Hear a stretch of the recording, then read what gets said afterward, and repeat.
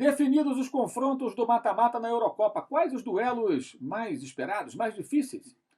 E a Copa do Brasil também tem aí as suas partidas da próxima fase, com 16 sobreviventes, né, também definidas. Há risco de uma surpresa? Qual seria? E o Corinthians rescindiu o contrato do Danilo Avelar, depois de um caso de injúria racial. Tudo agiu corretamente? Está certo o Corinthians a definir rapidamente, da forma que foi, o desligamento do atleta? São os temas do nosso papo de hoje. Vá até o final do vídeo. A Eurocopa tem a definição dos confrontos para a próxima fase. Agora sim, agora valendo. Depois de um festival de vagas, né? Você tinha ali terceiros colocados se classificando, só 8 de 24 seleções foram eliminadas, ou seja, um regulamento muito generoso, né? Parece até o regulamento da Conmebol, parece até a Copa América. Mas enfim, agora o bicho vai pegar, né? Tivemos ali um grupo muito pesado, com Portugal, com Alemanha e com França, né? Você tinha ali os dois últimos campeões mundiais e o último campeão europeu, mais a Hungria, né? Então, um grupo muito pesado.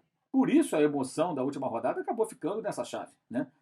Até porque a Hungria conseguiu ser competitiva nesse grupo tão difícil. Então criou ali uma disputa, porque em outros grupos não houve tanto duelo assim. Os times mais fortes em algum momento acabavam se impondo.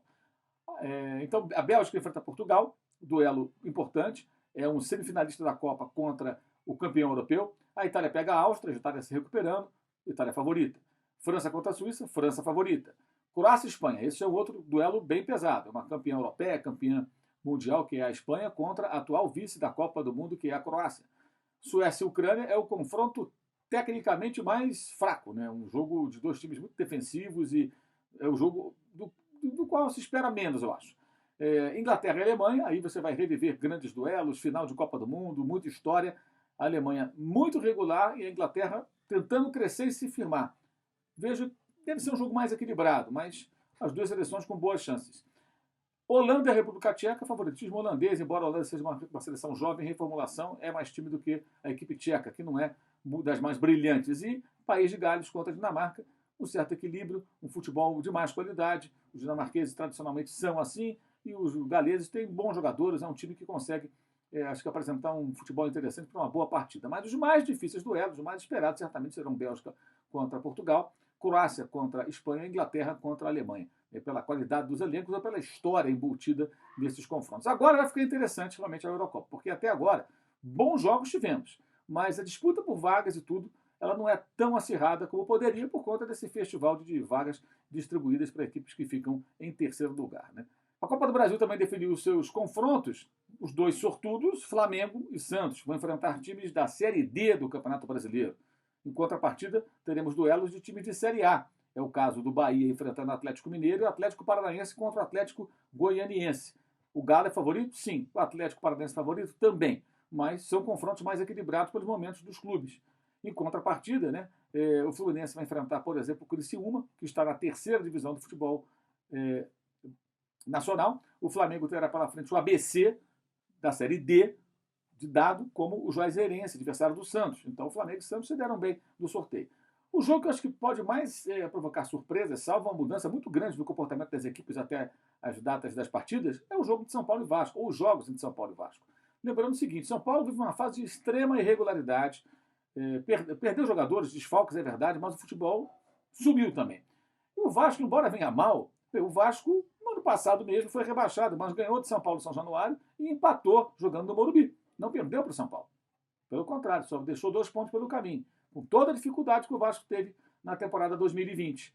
E o Vasco, nessa temporada, fez um jogo muito bom contra o Flamengo no estadual e venceu o Flamengo por 3-1 com muita autoridade. O Vasco pode encaixar eventualmente um bom jogo contra o São Paulo, num duelo de mata-mata, e vencer uma partida, construir uma vantagem, enfim.